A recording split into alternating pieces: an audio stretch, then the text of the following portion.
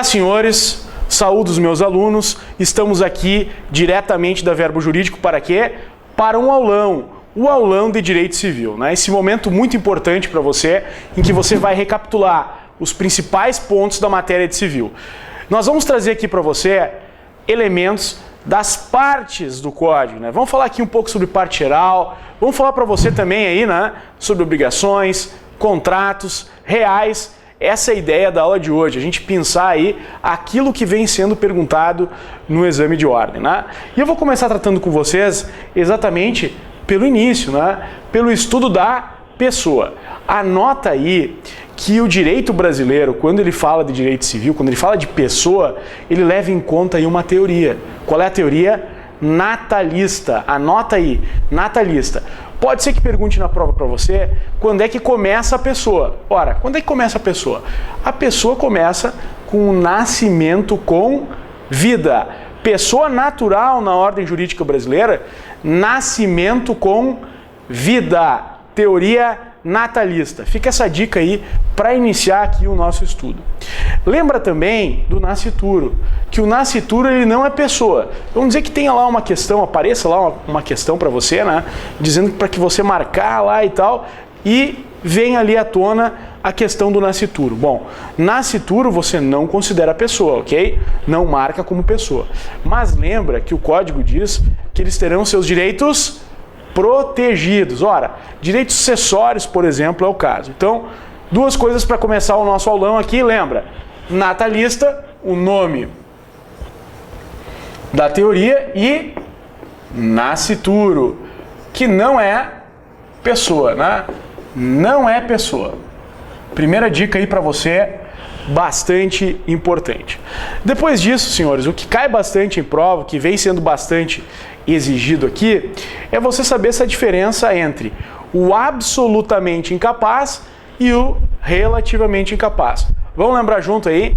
Bom, se você está com o código na mão, pega aí o artigo 3º do Código Civil e abre ali, você vai encontrar quem? O absolutamente incapaz. Quem é o absolutamente incapaz? Bom, a primeira dica, o menor de 16 anos.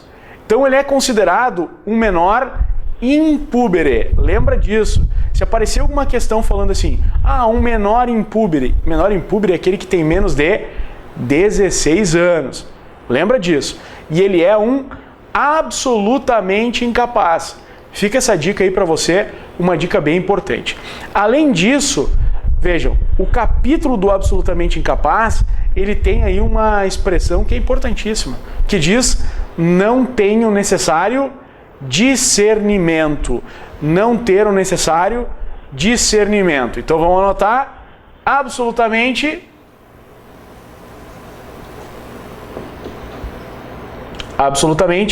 artigo 3º do Código Civil. Relativamente, artigo 4º do Código Civil. Lembra que o menor que é absolutamente incapaz, ele é impúbere. Fica a dica aí importantíssima. E o relativamente incapaz, ele é o menor púbere.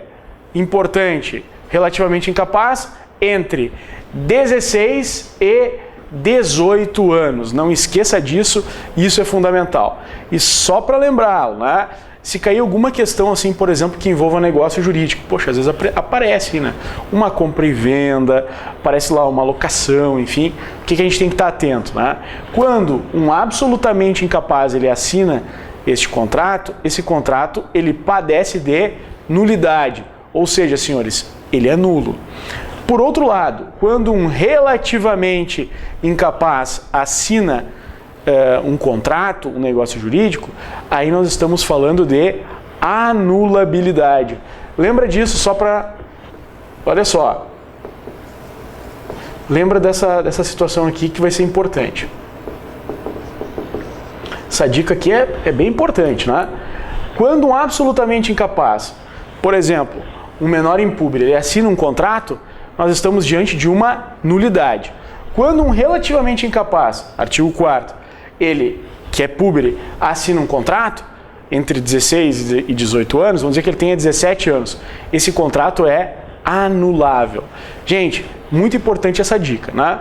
Bom, Se você quiser, você pode dar uma olhadinha no artigo 3º e no artigo 4º e lembrar, assim, por exemplo, também estamos aqui para isso, né, que quando a gente fala dos relativamente incapazes, nós vamos agregar aqui a figura do pródigo. Quem é o pródigo?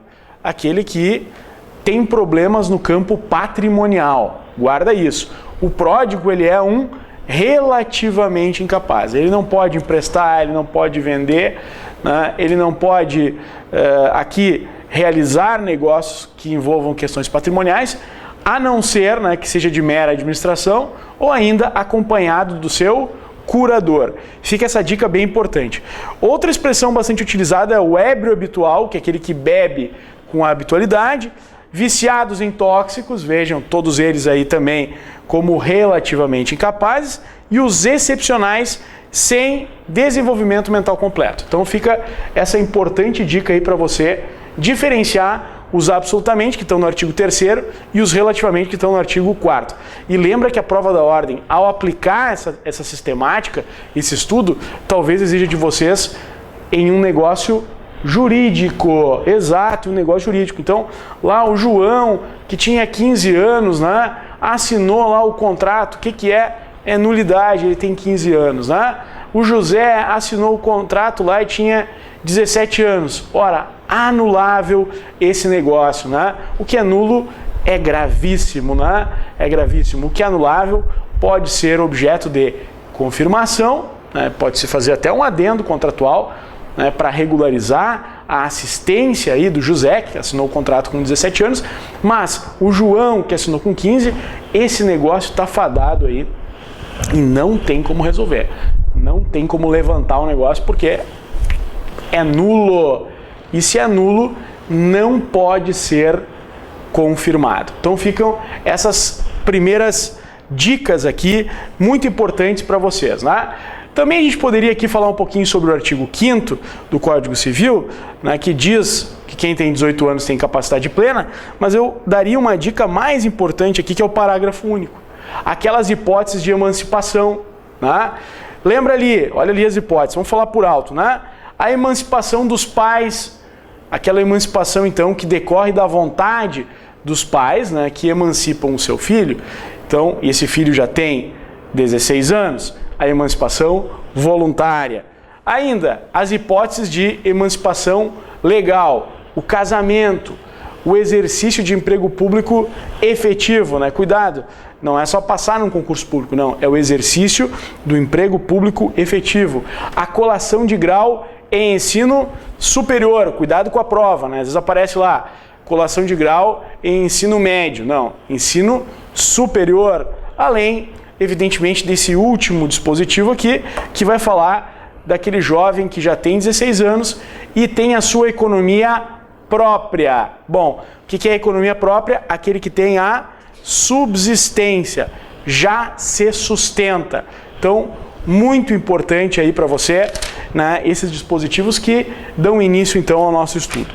Aqui vamos falar um pouquinho mais para vocês e até creio que é importantíssimo nós estudarmos aqui os direitos de personalidade, ou seja, a imagem, a intimidade, né? Tudo isso vem sendo muito importante, né? Até eu dou uma dica para vocês aí que caiu nas últimas provas aí, o direito ao esquecimento. Pode cair na prova, né? O direito ao esquecimento, ou seja, que você tenha as suas informações deletadas, apagadas, ou seja, ou que não se remeta através de um buscador, né, o nome da pessoa vinculado a um fato negativo, que já passou muito tempo e ele não quer mais que haja essa vinculação. Bom, isso é chamado direito ao esquecimento, que também está voltado aqui para os direitos de personalidade, a imagem, né, ao nome, né, enfim, tudo isso vai ser defendido. Além disso, lembrem que hoje em dia, isso já caiu um exame de ordem, até foi numa segunda fase essa exigência, há essa possibilidade dos parentes, né, que estão ali nominados, né, no artigo 12, parágrafo único, não é todo parente, mas aqueles que estão no 12, parágrafo único, e no 20, parágrafo único, de defender aqui a imagem, né, do falecido e ainda, se for o caso, fazer cessar e buscar perdas e danos, né? Lembrem também aqui, quando a gente fala de direitos de personalidade, falamos, por exemplo, aqui, né, da questão da proteção do nome.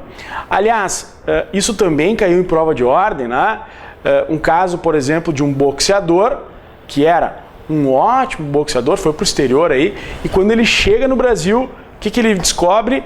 Que utilizaram o nome dele, mas mais do que isso, a imagem dele em um álbum de figurinha, né? E a grande questão é, será que ele tem algum direito em relação a isso? Sim, pois utilizaram, né, evidentemente, a sua imagem com uma finalidade comercial. E ele pode, inclusive, buscar aí indenização em razão disso. Então, vejam, não necessariamente você precisa trazer um prejuízo à imagem de alguém para poder buscar um direito, um dano moral decorrente de violação de direito de personalidade.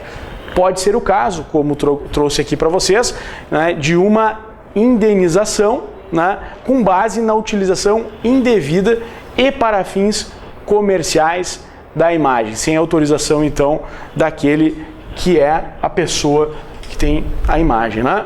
Então, essa dica bastante importante dos direitos de personalidade. Gente, outro ponto aqui importante da nossa matéria é a pessoa jurídica, né? Lembra, pessoa jurídica divide-se em pessoas jurídicas de direito público e de direito privado, né? As pessoas jurídicas de direito privado, como é que elas começam a existir no mundo jurídico? Através do registro. Guarda isso, isso é muito importante. Então, as pessoas jurídicas de direito privado começam a existir no direito brasileiro não da assinatura dos contratos, não das assinaturas dos contratos, mas, como nós estamos aqui revendo, do seu registro. Fica essa dica importantíssima aí para você, né? Lembre ainda alguns pontos que são importantes quanto à pessoa. Se quiserem aí, vejam, artigo 40 do Código Civil, as pessoas são de direito público e de direito privado, e lembra uma coisa importante aqui, né? Em especial quanto às pessoas jurídicas de direito público, União, Estado, município, autarquias, associações públicas, e veja, não está aqui no artigo 41, não está no artigo 41, empresas públicas. Por quê? Porque a empresa pública é uma pessoa jurídica de direito privado. Também não estão as sociedades de economia mista, pois sociedade de economia mista também é pessoa jurídica de direito privado. Guarda isso, isso já caiu em ordem, né? Você tem que saber então que quando a gente fala de autarquia e fundação de direito público, ok, pessoas jurídicas de direito público. Contudo, quando a gente fala de empresa pública, quando a gente fala aqui de sociedade de economia mista, guarda contigo que isso é pessoa jurídica de direito privado. Não esquece disso, isso é bastante exigido aí em prova, né? Bom, a gente vai evoluindo aqui no código, né? E chega lá na parte de bens. Ora, bens já caiu bastante em prova, né? Clássicas situações aí de bens. Primeiramente, eu sempre digo para meus alunos, né? Você que está se preparando aí nessa revisão, nesse aulão, né? Gente, dificilmente a ordem vai te perguntar se um terreno é um bem imóvel. Poxa, que um terreno é um bem imóvel, ora, não é necessário, né? Você não vai diferenciar nada, né? Todo mundo sabe que um terreno é um bem imóvel, né? Não é necessário fazer uma faculdade de direito para isso. O próprio convívio, o dia a dia, os negócios vão te indicar isso, né? Mas o que é importante que você saiba aí? Os bens imóveis que a lei determina. Por exemplo, se aparecer na prova lá a herança ou a sucessão aberta, lembra que herança e sucessão aberta, que são sinônimos, são bens imóveis, né? Outra situação que realmente foi questionada em prova, né? Aliás, na prova da ordem, né? Falavam lá que tinha uma estação de trem, e nessa estação de trem, ou nesse museu, enfim, né? Não importa, mas era um prédio histórico, né? Que tinha vitrais nesse prédio histórico. E os vitrais foram retirados para serem lavados, né? Ficarem limpos e virem a ser recolocados. E a pergunta era se esse vitral, se esses vidros, né, trabalhados, eles eram considerados bens móveis ou bens imóveis. Senhores, toda vez que a gente tem um prédio, a gente tem lá porta, a gente tem vitrais, a gente tem telhas e a gente retira para limpar e para recolocar, esses bens permanecem sendo bens imóveis. Agora, se um bem for retirado de um prédio para ser vendido, para ser levado para outro local, bom, aí, no momento em que ele é retirado do prédio, ele se torna um bem móvel. Guarda isso, isso é fundamental, isso é muito importante. Então, lembra disso que eu falei para você. Se você estiver diante de uma questão, como aconteceu já no exame de ordem, tratando de um vitral, tratando de uma porta, tratando de um telhado, que é retirado temporariamente para limpeza, para restauração, para conservação, com o objetivo de ser recolocado no mesmo lugar, esse bem não perde a condição de imóvel. Outra coisa que também pode cair na prova da ordem é o seguinte, gente.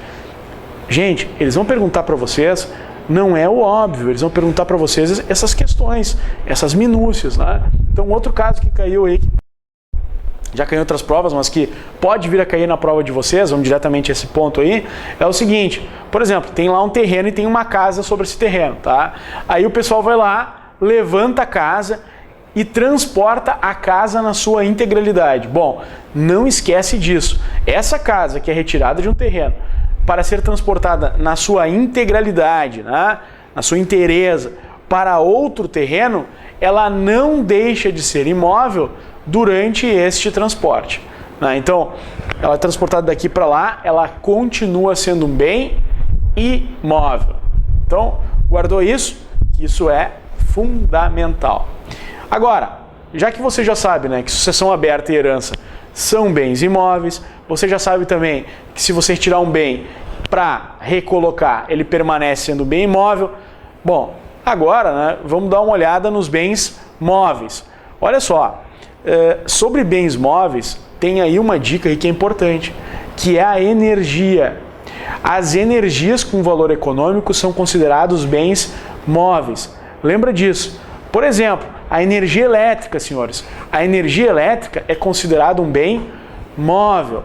Guarda isso, isso é muito importante. Outra coisa, se você retirar um bem de uma casa, por exemplo, com a finalidade, né, de utilizar, e essa casa estiver, por exemplo, para fins de demolição e tu não vai recolocá-la no bem, bom, aquela porta que você retirou para utilizar para uma outra finalidade, né, bom, essa porta continua, vai deixar de ser um bem imóvel e vai passar a ser um bem imóvel, né? Eu trago sempre um exemplo aqui de um caso lá de casa, né, da minha esposa que é arquiteta. O que ela fez? Nós compramos uma janela em uma casa de demolição. Essa janela foi retirada e ela virou um mega porta-retrato. Bom, o que aconteceu? Bom, ela era, enquanto estava na casa, um bem imóvel, pois fazia parte, né, de um bem imóvel. No momento em que ela é retirada e vira agora um grande porta-retrato, bom, ela passou a ser um bem móvel. Guarda isso, isso é importantíssimo. Então, vimos aqui, revisamos bens imóveis e vimos também bens móveis. E agora vamos diretamente aqui para um ponto importantíssimo da matéria, que se trata das benfeitorias, né? Primeiramente, o que é uma benfeitoria? Uma benfeitoria é o que é feito, não decorre de evento da natureza. Parece uma coisa óbvia, mas pode existir uma valorização de um bem que decorreu na verdade, de um evento da natureza. E isso não é benfeitoria, pois benfeitoria tem que ser feita. As benfeitorias se dividem em três: benfeitorias necessárias, aquelas para manutenção do bem; benfeitorias úteis, aquelas que vão dizer com a melhoria no uso do bem; e benfeitorias voluptuárias, aquelas que visam o embelezamento, né, então, do bem.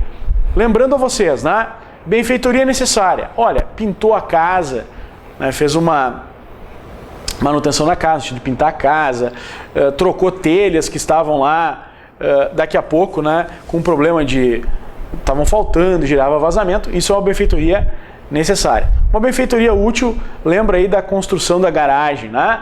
Fulano lá construiu uma garagem na casa, olha, isso é útil. Então isso é uma benfeitoria, né, útil. Ainda temos as benfeitorias voluptuárias, né? Lembra do caso da piscina, né? Você lá aí fez uma piscina. Piscina é algo voluptuário, ou seja, para deleite, para recreio. Não esquece disso. Já vou aproveitar e fazer um link dessa matéria com a questão da indenização das benfeitorias, que isso é filé de concurso, né? Tem muito professor, né, muito examinador, professor que participa de banca que gosta de fazer essa pergunta, né? Ora, quando é que a pessoa tem direito, né, a ver-se indenizado das benfeitorias? Se ele está de boa fé, o possuidor de boa fé tem direito amplo às benfeitorias, sejam elas necessárias, já estudamos o que é, né, úteis e voluptuárias. Agora, quem está de má fé somente tem direito às benfeitorias necessárias. Anota isso, guarda isso, né? Teoria da posse. Então, aquela pessoa que, por exemplo, está possuindo um bem de boa fé tem direito a ampla indenização no que toca às benfeitorias. Tem direito às benfeitorias necessárias, tem direito às benfeitorias úteis, tem direito às benfeitorias voluptuárias. Por outro lado, aquele que está de má fé somente tem direito às benfeitorias necessárias, né? Vejam, isso é para privilegiar, né, o princípio do não enriquecimento sem causa. É isso, gente. Então, sobre benfeitorias, guardou, anotou, isso é muito importante. Para finalizar os bens, nós não poderíamos deixar de lado aqui os bens públicos, né? Gente, dica importante que sempre cai, né? Quantas são as 3 espécies de bens públicos? Ó, você já sabe, né? 3, né? Quais são elas? Bem de uso comum do povo, bem de uso especial, né, e o bem aí conhecido como dominial ou dominical. Bom, o que cai em prova? Primeiramente, os bens públicos, eles são inusucapíveis. Olha só que caprichada essa palavra, né?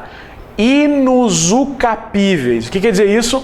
Nenhum bem público pode ser objeto de uso capião. Vou repetir, nenhum bem público pode ser objeto de uso capião. Bom, vamos pegar aí. O que são bens de uso comum do povo? Já caiu questões.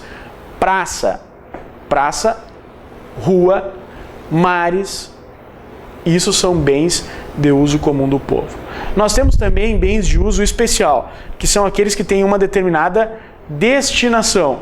Uma prefeitura, uma escola pública, um hospital público, todos esses são bens, né, especiais, né? Então vejam, de uso especial. Bens de uso comum do povo, praça, ruas, bens de uso especial. Bom, vimos aqui então todas essas secretarias que o Estado tem, e tem finalidades desses prédios públicos, as escolas públicas, enfim, tudo isso faz parte de bens de uso especial. E ainda os bens dominiais ou dominicais, que é aquele que não tem uma finalidade, está lá, por exemplo, né, um terreno baldio, um ginásio que não é mais ginásio, uma vez era um ginásio, agora está fechado, construíram um outro. Bom, esse é um bem dominial ou dominical. Lembrando a vocês que só o bem dominial ou dominical é aquele que pode ser vendido na forma da lei, alienado na forma da lei. Os outros, bens de uso comum do povo e bens de uso especial, não são passíveis de alienação, enquanto assim guardarem essa característica. Portanto, bem de uso comum e bem de uso especial são inalienáveis, ok? Guarda isso. Agora, o bem dominial dominical, esse pode ser vendido porque o código diz. Então, sobre bem público, aí você já está sabendo tudo, né? Esses são os principais pontos, né? Lembra aí? Bem de uso comum do povo, bem de uso especial e bem dominial dominical. Só para a gente enxergar, né? Uma vez caiu uma questão que trouxe o seguinte fundamento, uma questão de um concurso que reflete bem essa temática. Ora, tinha um cidadão que estava sentado em uma praça em frente à prefeitura municipal e ao lado da prefeitura municipal havia um terreno do município baldio. Perguntavam e pediam que você classificasse esses bens. Não esqueça, você está sentado numa praça. A praça é bem de uso comum do povo. Você está diante de uma prefeitura. A prefeitura é um bem de uso especial. E logo ao lado está um terreno baldio. O terreno baldio, esse bem que está desafetado, né, não tem uma finalidade, ele é um bem dominial ou dominical. Qual dos três pode ser vendido? O terreno baldio. A prefeitura, enquanto prefeitura, e a praça, enquanto praça, não pode ser alienado. E, portanto, a esse nós dizemos que eles são inalienáveis. Ok? Guardou aí? Vamos adiante, então. Então, bens públicos. Outra situação muito importante aqui, realmente que cabe a nossa análise, né? Até porque isso cai bastante em prova, né? É nós reconhecermos causas de nulidade e anulabilidade e olhar com calma aqui para os defeitos ou vícios do negócio jurídico. Então nós vamos começar, aqui trazendo um rol de hipóteses de nulidade e de anulabilidade. Você aí de casa já sabe alguns pontos, evidentemente, porque além de ter o conhecimento jurídico, nós já revisamos na aula de hoje. Eu comecei a aula falando, né, exatamente dos absolutamente incapazes e dos relativamente incapazes.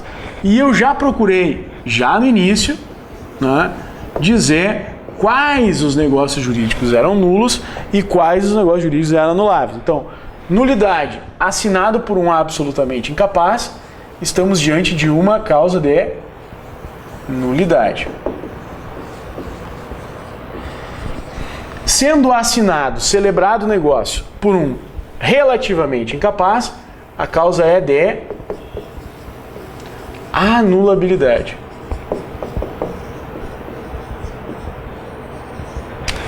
Agora, vê bem, se você estiver diante de uma simulação,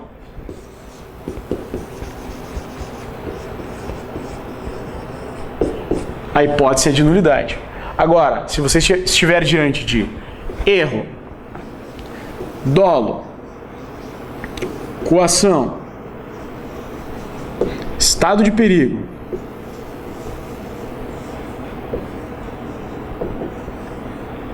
lesão ou fraude contra credores, o que deve ser aplicado aqui são hipóteses de anulação do negócio jurídico. Então vê lá, analisa lá, olha lá no quadro. Bom, nulidade, absolutamente incapaz e simulação.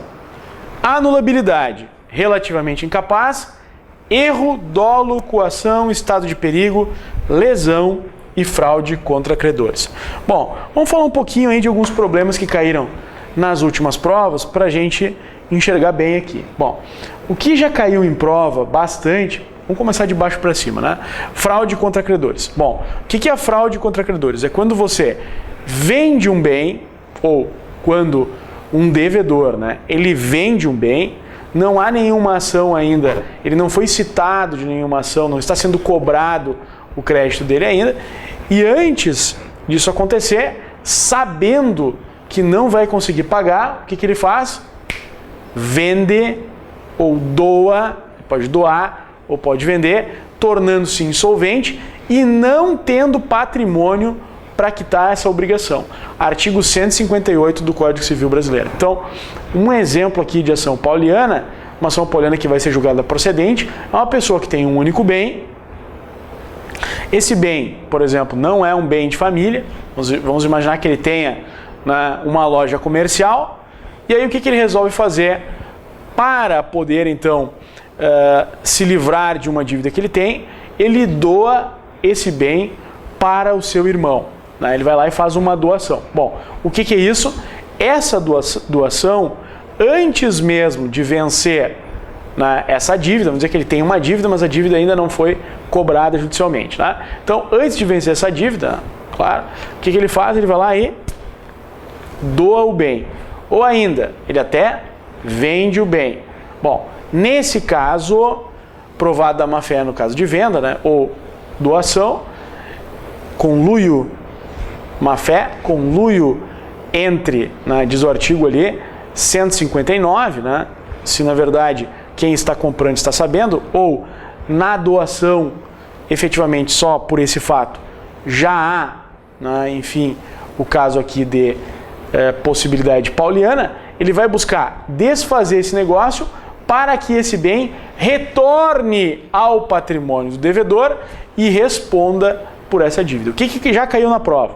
Caiu na prova o seguinte, olha só, tu tinha que saber que se tu tem uma dívida, essa dívida, tu ainda não foi citada essa dívida, mas tu te desfez desse bem, como por exemplo, tu doou para um parente, para sair esse bem do teu nome, bom, tu estás diante de fraude contra credores. Por quê? Com a doação, tu te tornaste insolvente. Então, é o caso de ação pauliana, ação revocatória, causa de anulabilidade. Lembra disso.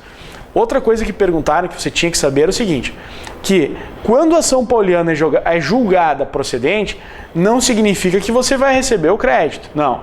Somente significa que esse bem vai retornar para a esfera jurídica do devedor. E que este bem agora, né, vai ingressar no concurso de credores. Ora, se você, por exemplo, né, ajuizou a ação pauliana porque você é, né, um credor de uma dívida trabalhista, bom, tu tá na frente lá, né? Tá na frente. Agora, se tu fez isso em razão de tu ser um credor quirografário, né, o que vai acontecer? Ele volta para o acervo e vai concorrer com os demais. Então, isso aqui é muito importante, né? Fraude contra credores, portanto, ele é uma causa de anulação, chamamos também essa fraude contra credores de revogatória, ação pauliana, ação anulatória, e ela tem a ver com o retorno do bem para o acervo patrimonial do devedor. Fica com essa dica, que essa dica é importantíssima. Outro caso, lesão. Lesão também, né, cai bastante em prova, né? Então, por exemplo, alguém que compra um carro por inexperiência a um preço muito maior do que o preço do mercado. Então, vamos imaginar, uma pessoa compra um carro que já tem 3 anos de uso e paga mais do que um carro zero. Bom, se ele mostrar que ele é inexperiente, ou seja, que ele não tem conhecimento de veículos, ele pode sim buscar uma anulação desse negócio com base aí exclusivamente na demonstração que ele é inexperiente. É um caso bem importante aí, caso da lesão. Aliás, o caso da lesão também vai envolver necessidade. O que é necessidade? A pessoa está mal de dinheiro, tá? E aí assina, por exemplo, um contrato estabelecendo juros abusivos, né? Valores extremos, então poderá utilizar da lesão. O estado de perigo, gente, já caiu em prova também, né, em relação a uma cirurgia. A pessoa estava fazendo a cirurgia e aí foi obrigada a dar um cheque calção, ou ainda teve que fazer, em outra oportunidade, um aditivo contratual ao plano de seguro quando ele estava ali prestes a realizar a cirurgia. Bom, nesse caso, estamos diante do estado de perigo.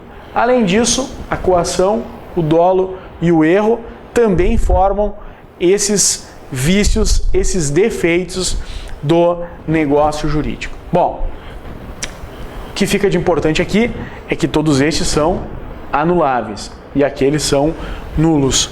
Guarda isso, que isso é importantíssimo para você. Outro ponto que nós vamos agora nos voltar na aula de hoje é falar um pouquinho sobre o direito, né, obrigacional, o direito das obrigações. Ora, o direito das obrigações, ele se divide em obrigações de dar, fazer e não fazer.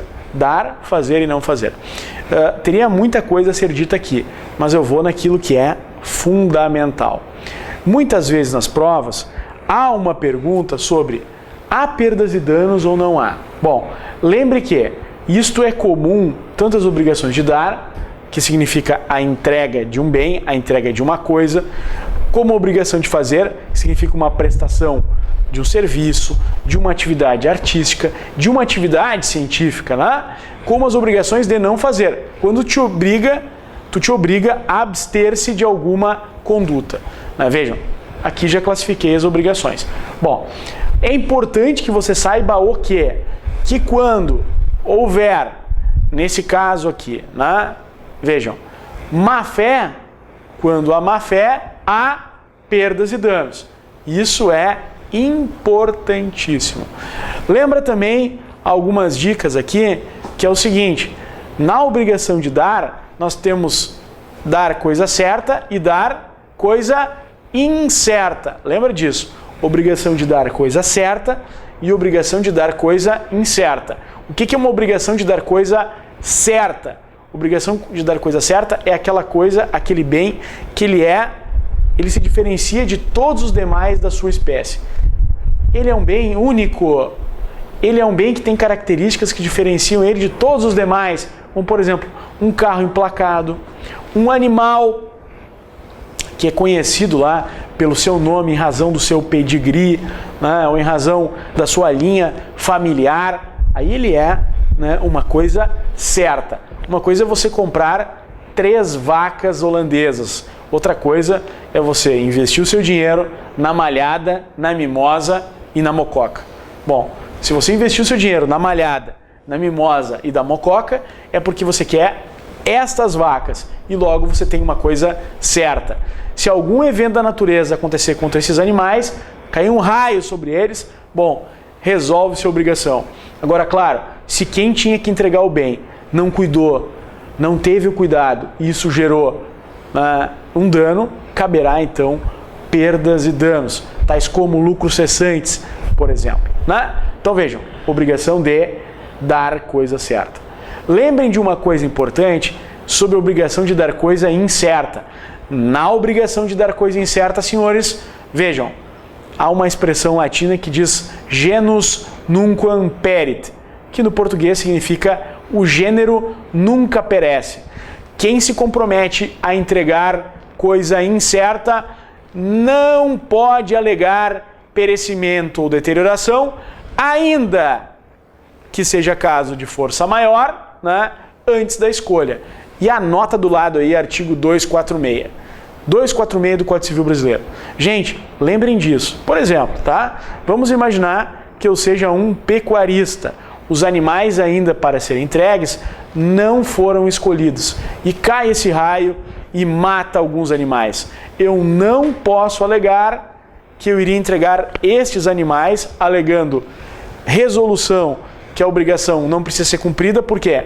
Porque ainda não havia sido escolhido este animal. Guarda isso. Na obrigação de dar coisa incerta, enquanto não escolhido o animal, não é possível alegar caso fortuito ou força maior. Gente, isso é importantíssimo, né? O Joãozinho tinha que entregar, né, 100 sacas de arroz. Ainda não tinha sido escolhido o arroz, não tinha sido separado. Houve uma doença que matou todo o arroz do Joãozinho. O que ele vai ter que fazer? O Joãozinho vai ter que pegar o carro dele, a caminhoneta dele e ir procurar arroz, comprar arroz para entregar. Porque ele não pode alegar que pereceu, porque o gênero nunca perece. Dica importantíssima. Além disso, senhores, lembrem que as obrigações podem ser solidárias, né, ou por cota parte. Qual é a regra no direito brasileiro? A regra no direito brasileiro é que é por cota parte. Ou seja, se eu digo que 2 pessoas devem 100 mil reais, cada uma delas deve o valor, a quantia de 50 mil. Se eu disser que 2 pessoas devem solidariamente 100 mil reais, significa que eu posso cobrar o todo de uma delas, e aí quem paga vai buscar o ressarcimento na outra na cota parte. Guarda isso, isso é fundamental, diferenciar aí a obrigação solidária da obrigação por cotas partes. Né? Fica essa dica realmente é bastante importante. Ainda vamos falar para vocês agora um pouco sobre o pagamento. Gente, o pagamento é meio direto de extinção da obrigação. não esquece disso. Por quê? Nós temos meios diretos e nós temos os meios indiretos de extinção da obrigação. Quem lembra quais são? Meios indiretos. Novação, remissão, confusão, enfim, compensação. Tudo isso são meios indiretos na extinção do pagamento. Agora a gente vai ver os principais dispositivos, vamos falar um pouquinho para vocês sobre essa parte. Bem, pagamento, fica algumas dicas aqui importantes para vocês, né? Lembrem aqui um dispositivo que cai bastante e nós temos que conhecer aqui, é o dispositivo artigo 309, que diz: o pagamento feito de boa-fé ao credor putativo é válido, ainda provado depois que não era o credor. Gente, se você paga, né, a alguém que tem a aparência de credor, você tem aí então a quitação da obrigação. Professor, mas como é que funciona isso? Vamos imaginar que você vai a uma loja, um exemplo, traga lá que é uma loja e tal, que você vai fazer um pagamento nesse dia na loja, então, e aí tem uma pessoa lá que tem um crachá, né, que se identifica, que diz que é o empregado da loja. E você vai lá e faz o pagamento para ele. Ora, o que aconteceu? Por força da teoria da aparência, você pagou a uma pessoa que estava ali vestida no local certo com o crachá.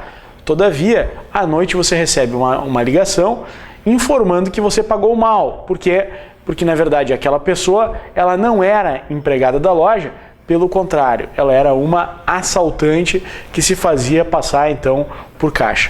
Bom, nesse caso, para esse problema, você pode vir a solucionar essa questão alegando que ele é credor putativo, que essa pessoa era uma credora aparente e, portanto, o pagamento a esta pessoa, faz com que haja a quitação, a extinção da obrigação. Então, 309 aí, realmente um artigo muito importante. Além disso, senhores, vale a pena a gente falar um pouquinho sobre o artigo 317, teoria da imprevisão. Gente, muito importante hoje em dia, né, aqueles fatos que são imprevisíveis, que acontecem no nosso dia a dia e que acabam, então, trazendo uma excessiva desproporção em um contrato, né? Vamos imaginar, por exemplo, aliás, já se fala um pouco disso, né, que o preço do chocolate venha a disparar depois de assinado vários contratos, né, com base em um preço médio que vinha sendo aplicado. Vai se estudar o porquê disso, é porque, na verdade, né, há um foco de ebola próximo a um dos maiores produtores de chocolate do mundo.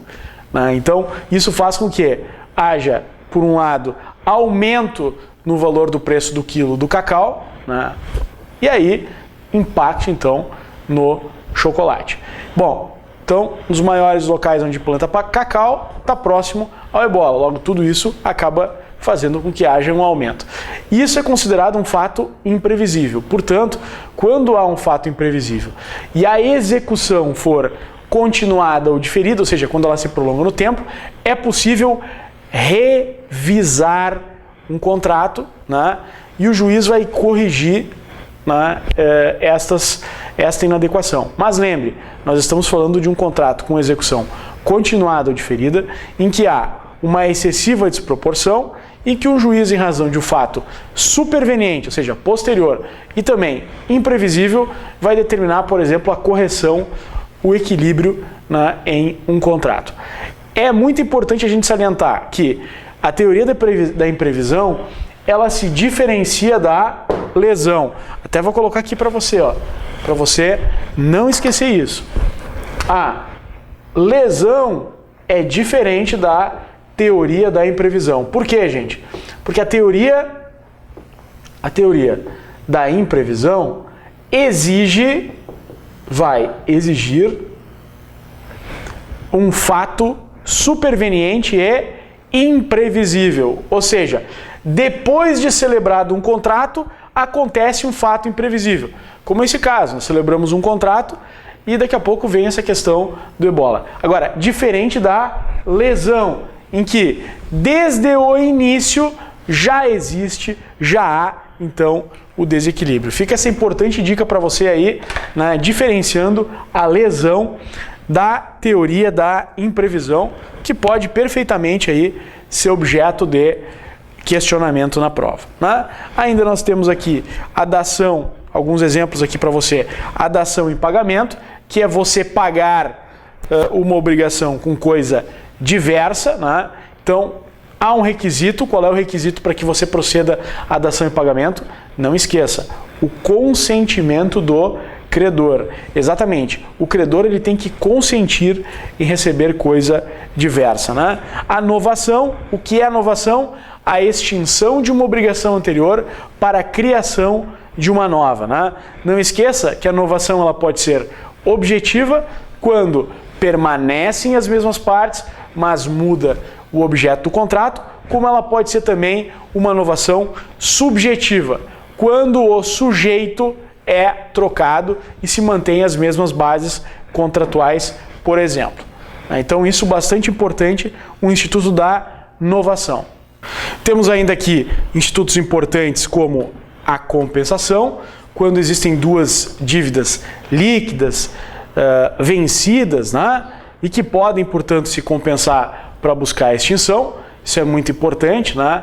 Lembrem que eu não posso compensar questões que envolvam, por exemplo, roubo, furto, não é possível, né? Então, por exemplo, você não pode chegar na casa de alguém lá e dizer, o cara está me devendo 1.000, eu vou levar a TV dele. Não pode para compensar. Então, isso está proibido no 373.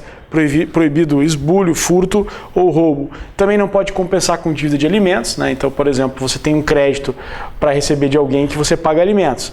Então, as mulheres estão lhe devendo 10 mil reais, está cobrando, e você tem que pagar 2 mil reais de pensão por mês, você não pode compensar. Está proibido porque se trata de uma compensação com dívidas de alimentos, né? Então isso não é possível.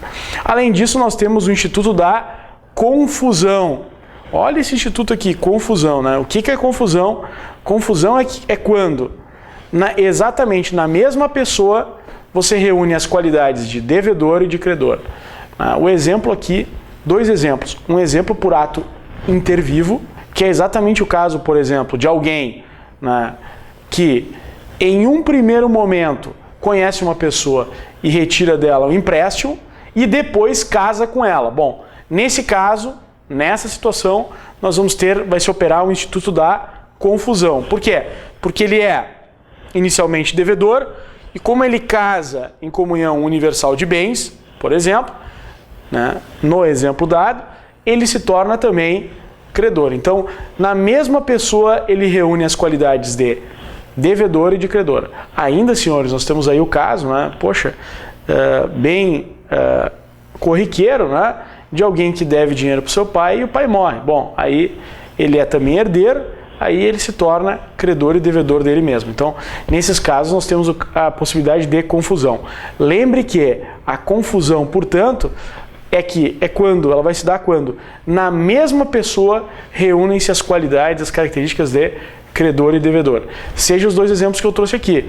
O caso em que há um matrimônio, né, o devedor vai se matrimonializar, ou seja, vai casar, né, com a sua credora em comunhão universal de bens, e aí extingue a obrigação, ou ainda nós vamos ter aqui a possibilidade aí, né, no caso de falecimento do de cujos e alguém que deve se torna herdeiro, ele vai ser credor e devedor também, e aí extingue-se a obrigação. Então, Instituto da Confusão.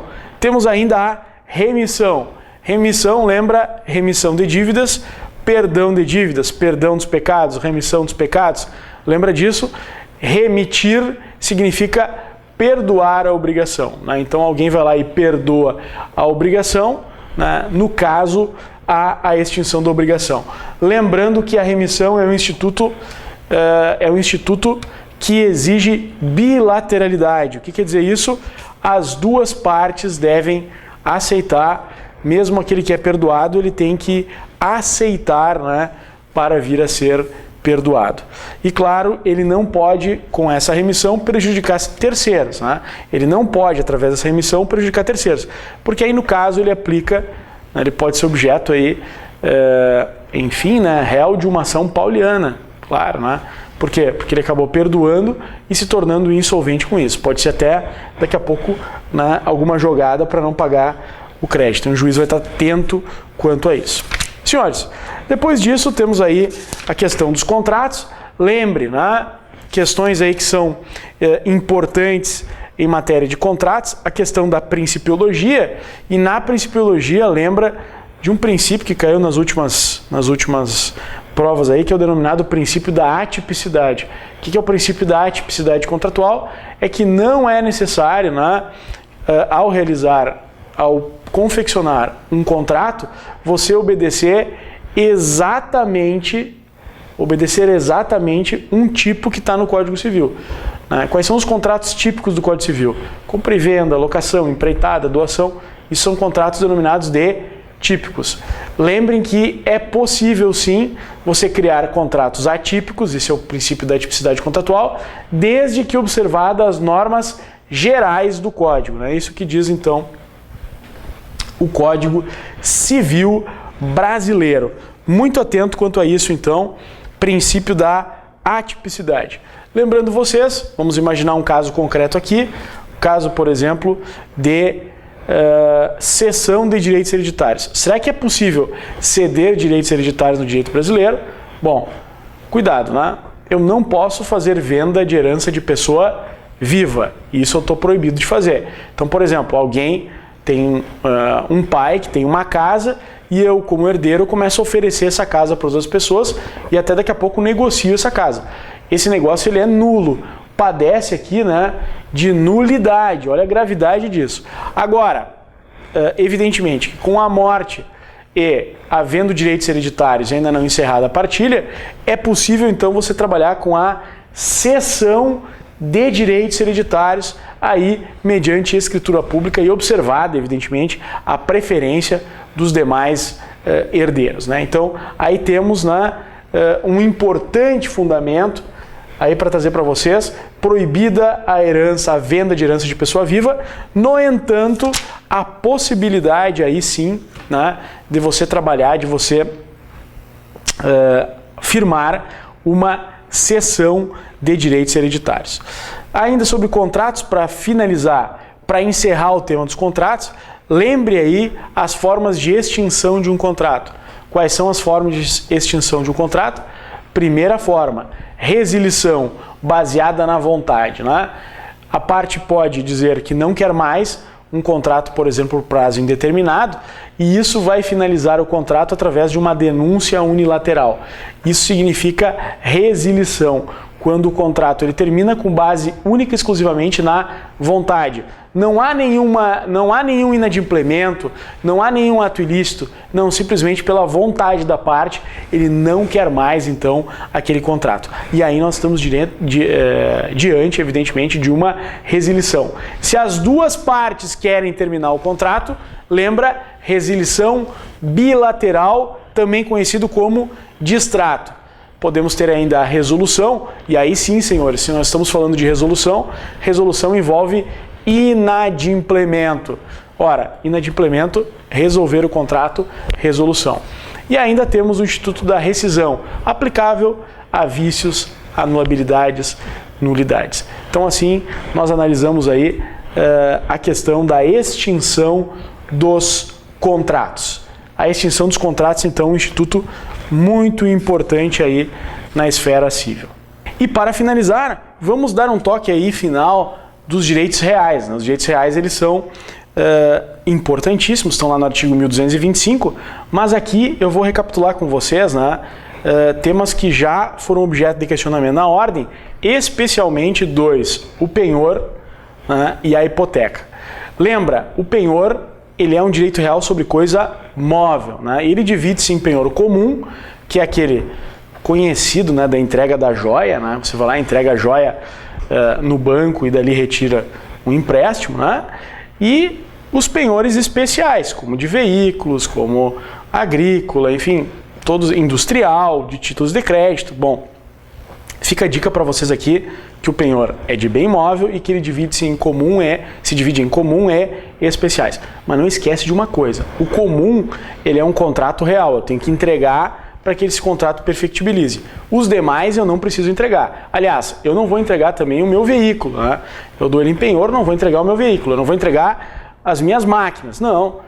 Penhor industrial, por exemplo. Então, no penhor comum, sim, eu tenho que entregar. Agora, nos penhores especiais, não. Fica essa dica aí importantíssima.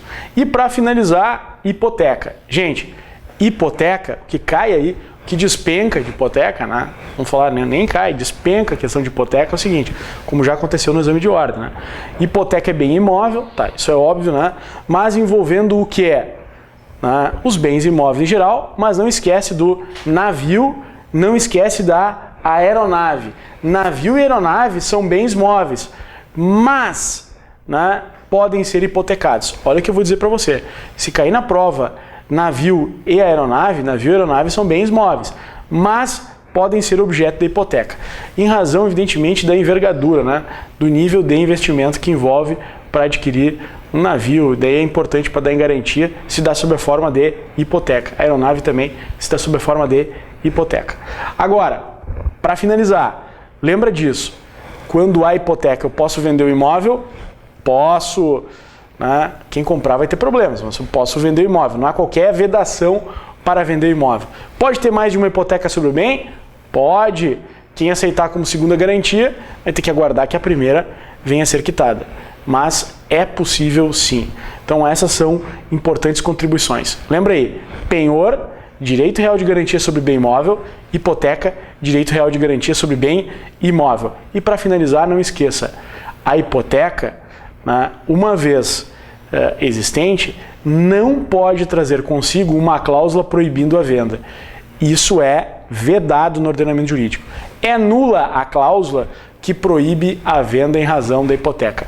Artigo 1475 do Código Civil. Bom, gente, chegamos ao final do nosso aulão. Agradeço vocês aí, a assistência de vocês. Desejo para vocês, né, uma ótima prova.